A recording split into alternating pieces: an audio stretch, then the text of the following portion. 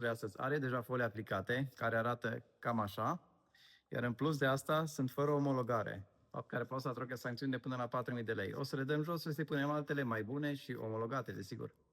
Decolorate, mai puțin sus. Sus nu sunt decolorate,